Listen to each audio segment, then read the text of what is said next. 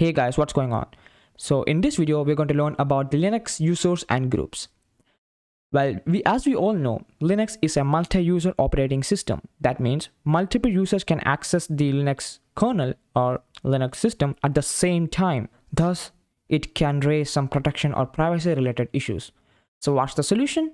Introduce users and groups. Well, we very well understand what users are, so let's understand a little bit about what groups are. Well, you can define a group as a container in which there are several users, and what all users are present inside a group will have the same set of file and directory permissions. That means if a file or folder is being created by a particular group and that particular file has some certain permissions, then all the users residing in that particular group will have the same permission access. Do you not understand that? Well, don't worry, I will walk through what all I said.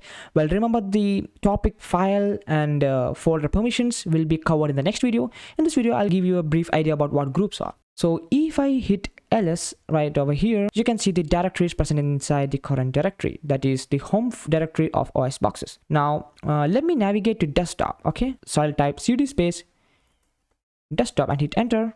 And if I hit ls here, you can see certain folders and files present inside the desktop of OS boxes. Now, do you remember the long listing command that we learned in the previous video? Well, that will reveal the permissions that each folder or file carries. So if I type ls space -l, that is the L flag is used for long listing, and if I hit enter, so as you can see on the left hand side, you can see the permissions, and as I have explained in the previous videos, this particular column stands for groups. So this particular folder assembly was generated or created by the user OS boxes who belongs to the group OS boxes, and whoever resides in the OS boxes group will have the same set of permissions as mentioned towards the left hand side of this particular folder. Same goes with parrot.jpg. Parrot.jpg was created by OS boxes group, and who users are present inside the OS boxes group will have the same file access permissions. I hope you got it now. Don't worry if you didn't get that file permission section. We will either way cover it in the next video. So this was the major functioning of a group. So basically, who all users are present inside a group will have the same set of file or folder permissions as designated by the group itself. So let me clear the screen. Now, there are two kinds of group. One is called the primary group and another one is called the secondary group. Well, primary group is created when a user is created for the first time, and the group name is by default the username. So the reason for creating a primary group is that all users who exist in the Linux system will have their own group, and each user will have only one primary group. Now, secondary groups are those groups which are created after the user have been created initially. That means you first create a user named OS boxes. So OS boxes will be first of all assigned to a primary group, and by default the group name will be the username itself. So in our case, it will be OS boxes itself. And then if you decide to add OS boxes to some other group, now that some other group will become the secondary group for OS boxes. Okay, so having understood that, now let's jump into how to identify the primary group of a user present inside Linux system. So in this case, I would like to find the primary group name of OS boxes, and I can do that by simply typing ID. If I hit enter, as you can see in the GID section, in the brackets, it is written OS boxes. So we can say that OS boxes user belong to the primary group OS boxes, and all the groups that have been mentioned in this particular session, apart from the first group, will be the secondary group that OS boxes belongs to. Cool. Now, what if I need to identify the group in which another user, say Pranav, resides in? So well, you can do that by basically typing ID space the username. In this case, I want to find the group in which Pranav resides in. If I hit enter, this will show the ID of Pranav, and as you can see in the second section, it shows Pranav is the primary group name, and these are all the secondary groups in which Pranav belongs to. Cool. Now, how we are going to identify the second group names in which a user belongs to? As you said, you can use ID. Well, there are two other methods in which you can find out. The first one is to type groups space the username. If I type groups space Pranav, and if I hit enter, this will show you all the secondary groups that Pranav belongs to. Remember, the first name will always be the primary group name, and this, apart from the first name, all of them will be the secondary group in which Pranav belongs to. Now, the third way to identify the secondary group names is to basically show the contents of /etc/group file and search for Pranav inside that particular file, and what all will be listed inside Pranav will be the secondary group that Pranav belongs to. So basically typing cat /etc/group, hit enter, this will show you all the group that all the user belongs, secondary group that all the user belongs to. Now, if I search for Pranav, so you will use grep, which is a command for pattern matching, which we'll be covering in the future videos. If I type grep pranav in /etc/group. And if I hit enter, these are all the secondary groups in which pranav exists or belongs to. And the bottommost part, as you can see, pranav, this is the primary group in which pranav belongs to. So that was all about primary and secondary groups. Okay, so now we are going to understand how we can add a new user in this Linux operating system. So basically, it's pretty simple. You just need to have a particular package known as add user. And if you don't have that add user package, well, you can install by using the apt package manager by typing apt-get space install add user.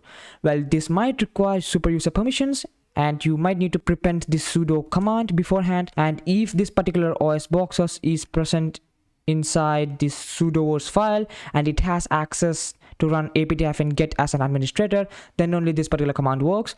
Don't worry, I'm going to cover the sudo in a moment. Now, in order to add a new user, you need to type add user space the username. In this case, I will need to add a user named new user. And if I hit enter, once again, it says you must have the root access. So I would type sudo space add user new user.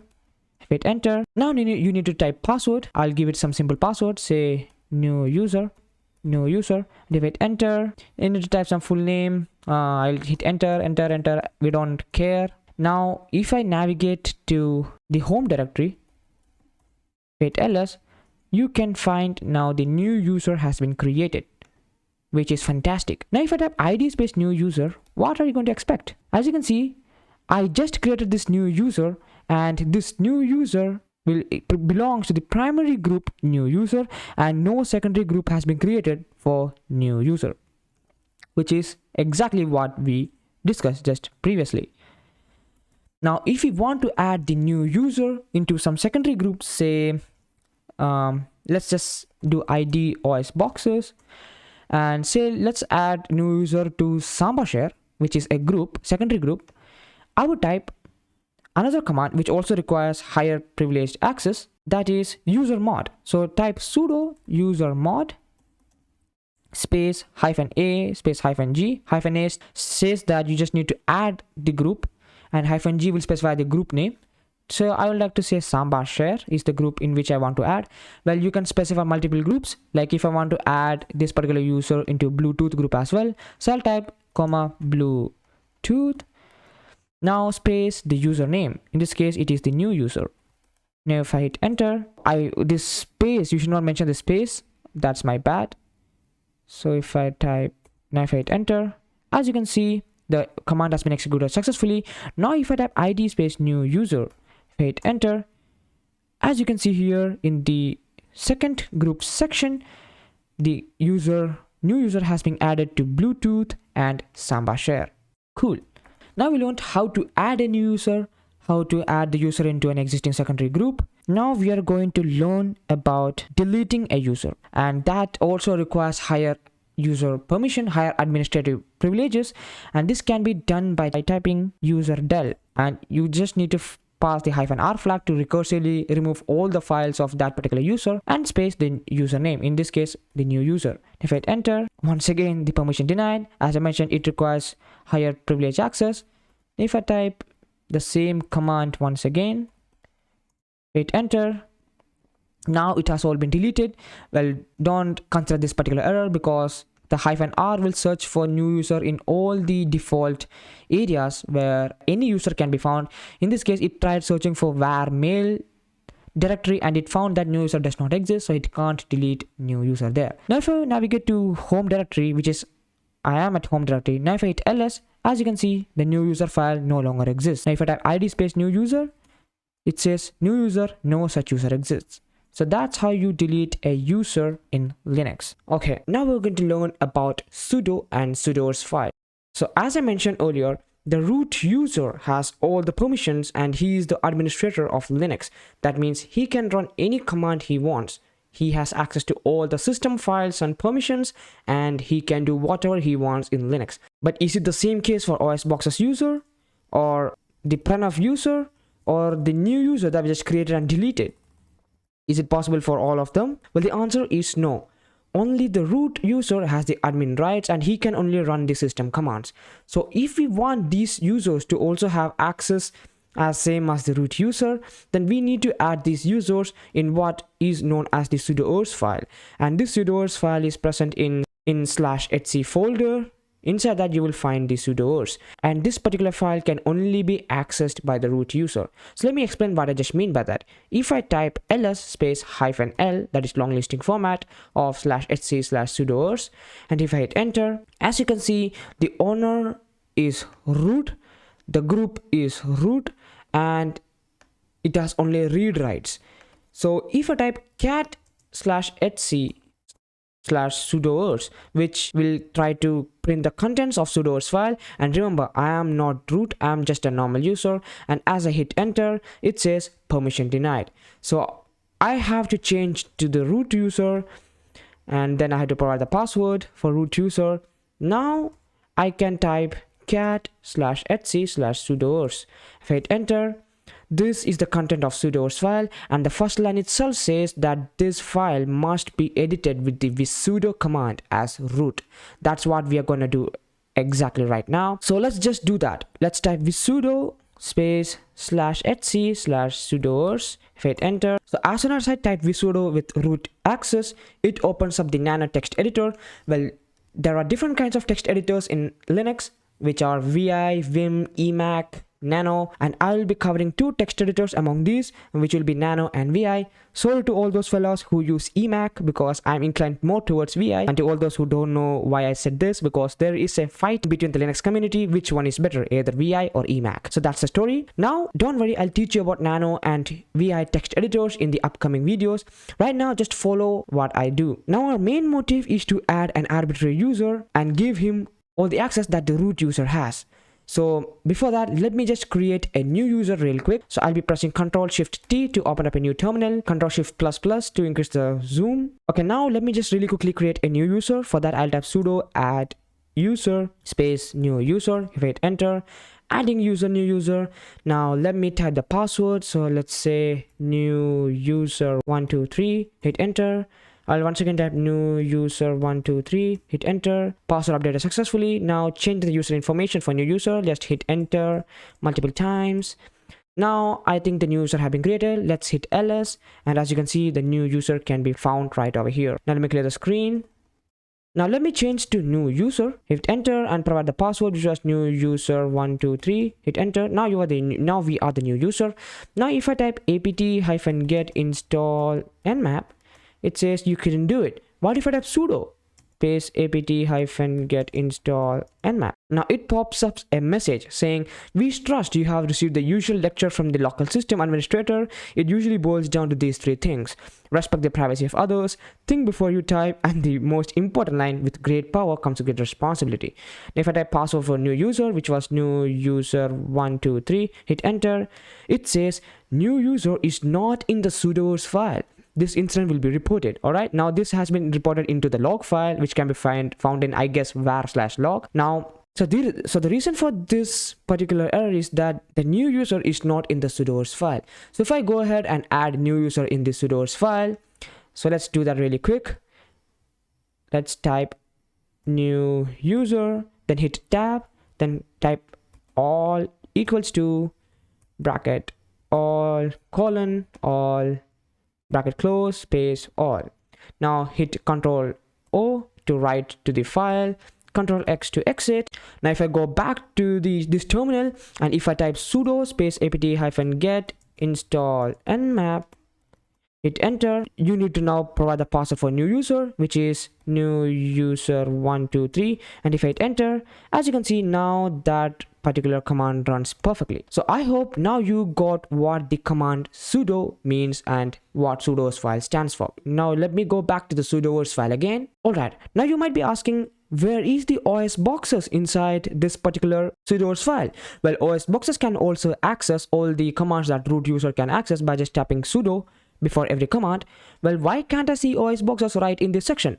The reason is because I have not added OS boxes here. Rather, I have added OS boxes in what I call as a sudo group.